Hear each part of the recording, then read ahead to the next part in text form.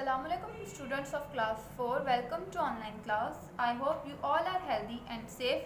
तो आज हम न्यू चैप्टर स्टार्ट करेंगे जो कि है पेज नंबर 29 पर. चैप्टर का नाम है इंट्रोडक्शन टू विंडोज़.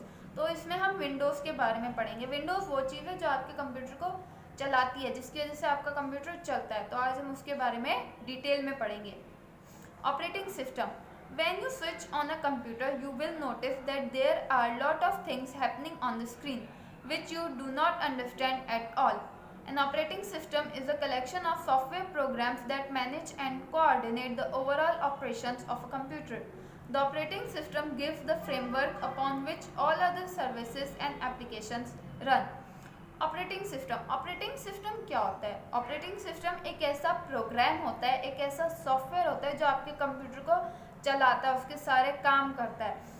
आप जैसे ही कंप्यूटर ऑन करते हो तो आप देखते हो इतनी सारी चीज़ें हो रही होती हैं, फंक्शनिंग हो रही होती है, कुछ लिखा हुआ हो रहा होता है, फिर आप एंटर प्रेस करते हैं, F1 दबाते हैं तो हमारा कंप्यूटर चलता है. तो वो क्या हो रहा होता है? वो हमारा ऑपरेटिंग सिस्टम हमारे कंप्यूटर को तैयार कर रहा होता है ऑन होने के लिए, और ये सब वो सारी चीज़ें परफॉर्म कर रहा होता है.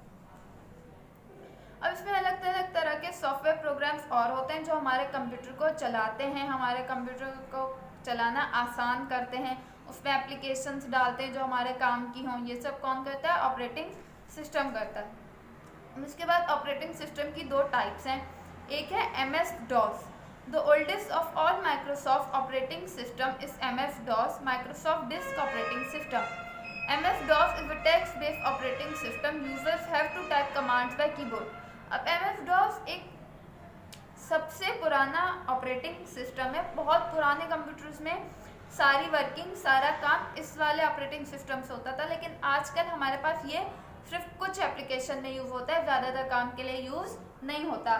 आप यहाँ पे ये विंडो बनी हुई देख रहे हैं, ये आपको एक पिक्चर दी हुई है, उसमें विंडो बनी हुई है और उसमें कुछ लिखा हुआ आ रहा है. असल में ये MS-DOS ऐसे ही काम करता था. जब पुराने कंप्यूटर होते थे जिनमें सारा काम MS-DOS से होता था, तो हमें हर कमांड लिख के करना पड़ता था. यानी अब तो हम माउस से जाके प्रेस कर देते हैं या कीबोर्ड से हम अपना लिख लेते हैं, तब वैसा नहीं होता था पुराने कंप्यूटर्स में. तब हमें हर कमांड लिखना पड़ता था. जैसे अगर मुझे कुछ डिलीट करना है तो मुझे पूरा DEL लिख के फिर एंटर करना पड़ेगा, तो तब जाके डिलीट होगा. इस तरह हर चीज़ के लिए हमें कमांड्स लिखने पड़ते थे, एक वर्ड लिखना पड़ता था और तब जाके वो चीज़ होती थी. तो ये यूज़ करना थोड़ा मुश्किल था क्योंकि हर चीज़ के लिए हमें कमांड याद करना पड़ता था, फिर उसे लिखने में इतना टाइम लग जाता था. तो ये बहुत टाइम कंज्यूमिंग भी था और थोड़ा यूज़ करने में मुश्किल भी था. उसके बाद आता है विंडोज़, जो कि हम आजकल यूज़ करते हैं. A Windows is a rectangular area on the screen on which programs or data are displayed.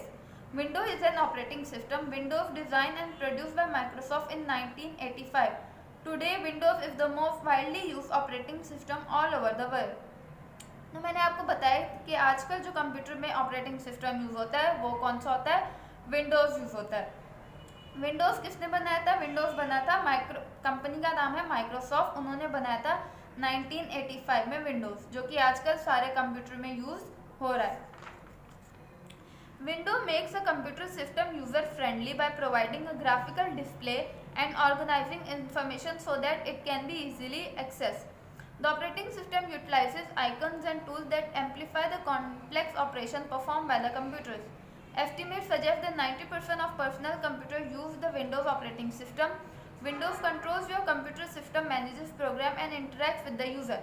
अब विंडोज़ का सबसे बड़ा फ़ायदा ये था कि विंडोज़ में हमें कुछ भी कमांड लिख के नहीं काम करना पड़ता था. हम जाके हमें विंडोज़ में क्या पिक्चर्स बनी हुई मिलती हैं. आप देखें, अगर आप कंप्यूटर यूज़ करते हैं तो आजकल कंप्यूटर्स में हर एप्लीकेशन के लिए एक पिक्चर है. फेसबुक के लिए एक पिक्चर है, इंस्टाग्राम के लिए अलग पिक्चर है, माई कंप्यूटर के लिए एक माई कंप्यूटर छोटा सा कंप्यूटर बना होता है, रिसाइकल बिन के लिए एक डस्टबिन बना होता है. तो ये सब क्या है? ये सब पिक्चर्स हैं जिन्हें हम आइकन्स कहते हैं. तो पिक्चर्स के थ्रू कंप्यूटर यूज़ करना आसान होता है. हम पिक्चर को देखते ही समझ जाते हैं कि क्या चीज़ है. हमें कुछ लिखना, टाइप नहीं करना पड़ता, बस हम डायरेक्ट जाके अपने माउस से क्लिक कर देते हैं. तो यूज़ करने में कितना आसान है. MS-DOS में हमें हर चीज़ टाइप करनी पड़ती थी. टाइप करने में टाइम भी लगता है, हर किसी की टाइपिंग स्पीड फास्ट भी नहीं होती, तो वो बहुत टाइम लग जाता था. और विंडोज़ में हर चीज़ इतनी ईजी है, हमें सिर्फ जाके पिक्चर पे क्लिक करना होता है. और उसमें फिर बाकी काम भी बहुत आसान होते हैं। जैसे अगर कोई चीज़ डिलीट करनी है तो हमें डिलीट लिखना नहीं पड़ेगा, हम सिर्फ राइट क्लिक लेफ्ट क्लिक करते हैं, उस पर डिलीट का ऑप्शन आता है और हम डिलीट कर देते हैं, तो कितनी इजीली हर काम हो जाता है। और आजकल 90% कंप्यूटर्स में क्या यूज़ होता है, विंडोज़ ही यूज़ होता है। Windows desktop. Turn on the computer via the power switch on the CPU. You also need to turn on screen. After a few moments, you will see a color screen that Windows call the desktop. This the first screen of the Windows. The desktop has a background picture also called wallpaper and icons shortcut. अब Windows desktop क्या होता है, जब हम जैसे ही अपना computer start करते हैं और वो ऑन हो जाता है, लोडिंग हो जाती है, सब कुछ हो जाता है और ऑन होता है, तो पहली स्क्रीन जो ऐसी कुछ देखने को मिलता है, हमारी पहली स्क्रीन ये होती है, इसे क्या कहते हैं, विंडोज डेस्कटॉप, जिसमें हमारे एक तो पीछे वॉलपेपर होता है जो हम खुद सेट करना चाहें तो सेट भी कर सकते हैं, हम अपनी मर्जी की कोई पिक्चर्स भी लगा सकते हैं। और उसके बाद और क्या चीज़ होती है, ये पिक्चर्स होती हैं जिन्हें हम आइकन्स कहते हैं। अब विंडोज डेस्कटॉप के कुछ अलग अलग पार्ट्स हैं। Task bar. In Windows, a taskbar is a bar displayed on an edge of a desktop that is used to launch and monitor running applications. Taskbar has three main portion. अब ये Windows desktop है, इसकी यहाँ पे एक आप देखते हैं लाइन टाइप दी हुई होती है, एक बार टाइप दिया हुआ होता है, इसको क्या कहते हैं, टास्क बार। टास्क का मतलब क्या है, काम। तो हमारी सारी काम की चीज़ें हमें कहाँ पे मिल जाएंगी, यहाँ पे मिल जाएंगी, ये जो नीचे लाइन एक दी हुई होती है। अब इसके भी तीन पार्ट्स होते हैं। एक होता है start button. The start button, a button that invokes the start menu. A start menu to provide quick access to frequently used program and common system areas like My Computer, Control Panel and Search. The left side of the start menu contains the program list. अब इस task bar में देखिए ये एक start का button दिया हुआ होता है, ये ग्रीन कलर का जो बटन टाइप है ये क्या है, हमारा स्टार्ट बटन। जब हम इसे प्रेस करते हैं तो इसमें हमारे सारे जो भी एप्लीकेशंस हैं, जो भी प्रोग्राम है हमारे कंप्यूटर में जो जो इंस्टॉल है, लेफ़्ट साइड पे उसकी लिस्ट मिल जाती है, हमें सारे प्रोग्राम्स की लिस्ट मिलेगी। और इस साइड पे हमें मिलेगा हमारे जो भी काम की चीज़ें, जैसे माई कंप्यूटर एक सेटिंग वगैरह हमारी जो होगी वहाँ से होगी, तो ऐसी काम की चीज़ें हमें इस साइड पे मिल जाएंगी। यहाँ जो ऐसी चीज़ें हैं, जो ऐसी एप्लीकेशन है जो हम बार बार यूज़ करते हैं, वो भी इधर मिल जाएंगी। उसके बाद आता है system tray. System tray is located at the right side of the taskbar. Current time is displayed in the system tray. When you take mouse pointer on this time, it shows current date and day. If you double click on time, it will show date and time dialog box. You can change date and time using this dialog box. अब अगर हम इस जगह पे आ जाएं, task bar की ये जो साइड है, तो यहाँ पे जो बटन्स दिए हुए होते हैं ये क्या कहलाती है, सिस्टम ट्रे। यहाँ पे हमारे सारे सिस्टम की जो चीज़ें होती हैं वो मिल जाती हैं, जैसे टाइम है, आपका वाईफाई का कनेक्शन है, आजकल के कंप्यूटर्स में ब्लूटूथ का ऑप्शन आ रहा है तो आपके ब्लूटूथ का ऑप्शन यहाँ पे आएगा, वॉल्यूम का ऑप्शन यहाँ पे होता है।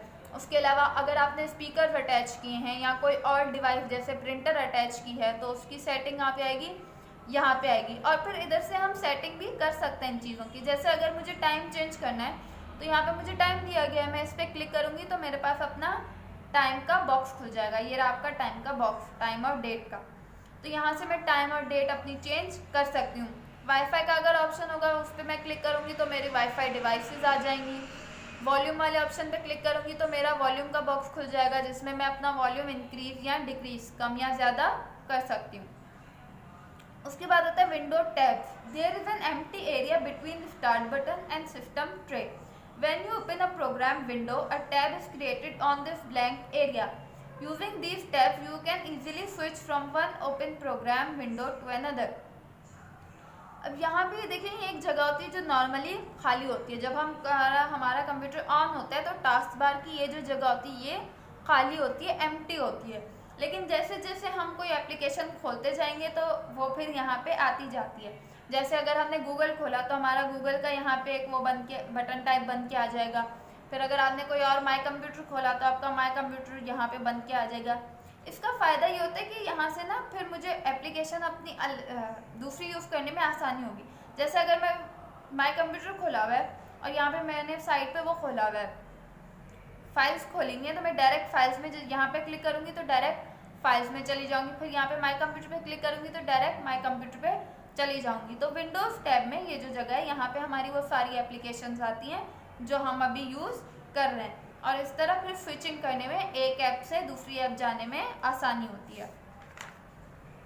उसके बाद आ जाता है icons. An icon is a pictogram displayed on a computer screen in order to help the user navigate a computer system और mobile device. The icon itself is a small picture or symbol serving as a quick, intuitive representation of the software, tool, function or a data file accessible on the system. It functions as a file shortcut to access the program or data. अब icons मैंने आपको बताया कि वो pictures होती हैं। Pictogram basically pictures, इसका meaning हुआ पिक्चर्स होती हैं। तो ये पिक्चर्स होती हैं हर एप्लीकेशन के लिए। माई कंप्यूटर के लिए कंप्यूटर बना हुआ है, रिसाइकल बिन के लिए डस्टबिन बना हुआ है, माई डॉक्यूमेंट्स के लिए डॉक्यूमेंट्स बना हुए हैं। इसी तरह हर चीज़ के, हर एप्लीकेशन के लिए एक पिक्चर दी गई है, और ऐसी पिक्चर होती है कि हर किसी के जहन में आ जाए। इंट्यूटिव का मतलब ही यही है कि आपके जहन में आ जाए। जैसे मैं माई कंप्यूटर अगर नाम सुनती हूँ तो मेरे दिमाग में कंप्यूटर ही आएगा। तो इस तरह हमें ये यूज़ करने में आसानी होती है। अगर किसी को पढ़ना नहीं भी आता तो वो पिक्चर देख के समझ जाएगा कि ये क्या है, माई कंप्यूटर है। ये सबको फेसबुक का साइन लोगो पता होता है, भले फेसबुक पढ़ना आए ना आए, कोई अनपढ़ भी होगा तो उसे पता है कि फेसबुक का साइन ये है, गूगल का साइन ये है। तो वो बगैर पढ़े डायरेक्ट वहाँ पे जाके क्लिक करके मोबाइल यूज़ कर सकते हैं या कंप्यूटर यूज़ कर सकता है। तो आइकन्स के थ्रू हमें कंप्यूटर यूज़ करने में आसानी होती है, हमें कंप्यूटर ज़्यादा समझ में आता है। तो यहाँ पे आपका ये चैप्टर ख़त्म होता है।